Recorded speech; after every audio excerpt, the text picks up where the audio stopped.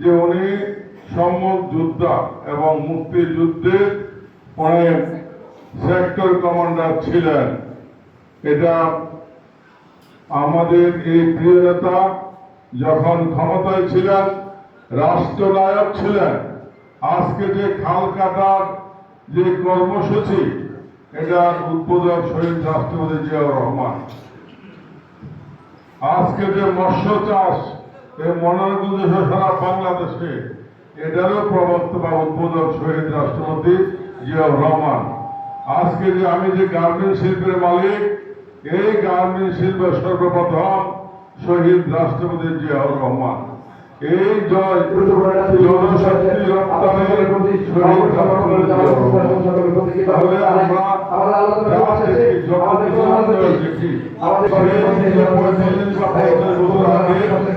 উন্নয়নের ধারাবাহিকতা আজকে সেই স্বপ্ন বাস্তবায়নের কাজ আমরা এখনো করে যাচ্ছি।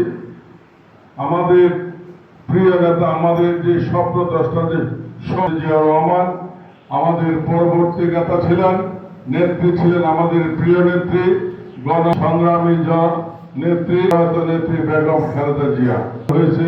তারপরে এই দেশ প্রায় 19টি বৎসর গণতন্ত্র ছাড়া, নেতৃত্ব ছাড়া, রাজনীতি ছাড়া এই দেশ স্বৈরাচারের হাতে বন্দী ছিলাম আমরা সবাই। গোটা দেশ, গোটা জাতি, সকল সেক্টর, ব্যবসা বাণিজ্য, ব্যাংক, বিমা। আজকে গতকালকে টিভিতে দেখলাম একটা লোক এসালম, যে শুধু একটা বাসের মালিক ছিল, এসালম পরিবার নাম শুনছেন না? সে বাসের মালিক থেকে 11টা ব্যাংকের মালিক। এবং আমাদের প্রত্যেকটি নেতা এমন কর্ম করা যাবে না যেখানে আমাদের প্রিয় নেতা, আমাদের এমপি জনাব কালাম সাহেব কোথায়ও প্রশ্নবিদ্ধ হন। সুতরাং প্রত্যেক নেতা আমাদের সবাই কাঁধে কাঁধ মিলিয়ে কালাম ভাই হাতকে শক্তিশালী করতে হবে। বিভিন্ন কর্মকাণ্ডের মাধ্যমে এটা প্রমাণ করতে হবে যে কালাম ভাইয়ের নেতৃত্বে মনোরঞ্জন বিএনপি অত্যন্ত সুসংগঠিত। আজকে যদি এই জিয়াউর রহমানের জন্ম না হতো তাহলে এই দেশ, আমরা একটা সুন্দর বাংলাদেশ পেতাম না, এই দেশের স্বাধীনতা পেতাম না, এবং আমরা এই দেশের গণতন্ত্র পেতাম না। যিনি গণতন্ত্রের জন্য লড়াই করে গেছেন তিনি হলেন মরহুম জিয়াউর রহমান।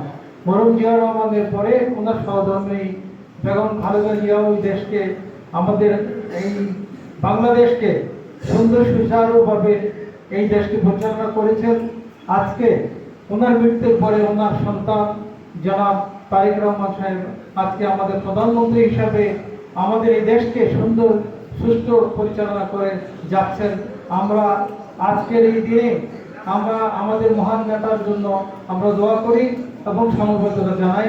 আমার বক্তব্য শেষ করছি। আসসালামু আলাইকুম। জানুয়ারি বগুড়া জেলার বাগবাড়ির একটি নির্বাচিত গ্রামে পিতা মনসুর আহমেদ এবং মাতা জাহানারা খাতুন রানীর গর্ভে তিনি জন্মগ্রহণ করেন এবং তারপরে তিনি 15 বছর বয়সে পাকিস্তান আর্মিতে অফিসার হিসেবে জয়েন করেন। তার পিতা কলকাতার একটি সরকারি চাকরি করতেন এবং তিনি একজন কেমিস্ট ছিলেন। সেই মনসুর আহমেদের সন্তান শহীদ জিয়াউর রহমান 15 বছর বয়সে পাকিস্তান সেনাবাহিনীতে যোগদান করেন অফিসার হিসাবে। তারপর আপনারা যে পটভূমিকা আপনারা দেখেছেন, উনি অত্যন্ত কম বয়সে বাংলাদেশের প্রেসিডেন্ট হয়েছিলেন এবং 1981 সালের ঘাতকের বুলেটে চট্টগ্রামের সেই সার্কিট হাউসে আমাদের এই বাংলাদেশের সবচেয়ে জনপ্রিয় রাষ্ট্রপতি জিয়াউর রহমানকে কিছু বিপদগামী সেনা সদস্য সেদিন হত্যা করেছিল। আজকে তারই 35তম মৃত্যুবার্ষিকী উপলক্ষে আজকের এই আলোচনা সভার কাজ এখন শুরু হবে। ভাই বোনেরা, আমি আপনাদের সবাইকে আমাদের এই সুখের দিনে আমি আপনাদেরকে শুভেচ্ছা পরিবর্তে আপনারা সবাই আমাদের নেতার জন্য যারা যারা অবস্থান থেকে দোয়া করবেন। আমি শ্রদ্ধার সাথে শহীদ রাষ্ট্রপতি জিয়াউর রহমান সাহেবকে স্মরণ করছি।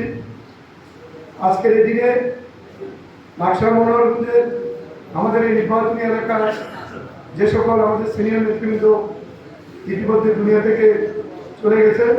আমি তাদের সবাইকে শ্রদ্ধার সাথে স্মরণ করছি।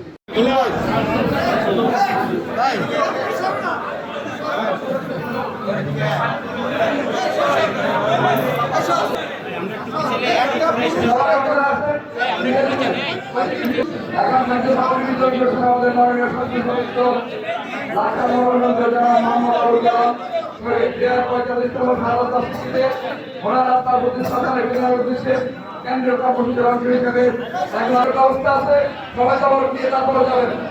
কবরের ব্যবস্থা আছে, প্লিজ যারা এই খাদ্য সামগ্রী নেবেন তারা নিয়ে চলে যাবেন। কবরের ব্যবস্থা থাকা হবে। মেহেদি বিল্লাহ মোহন বাহার জিতু আমার সবাইকে কবরগুলি দেওয়া শুরু করলো।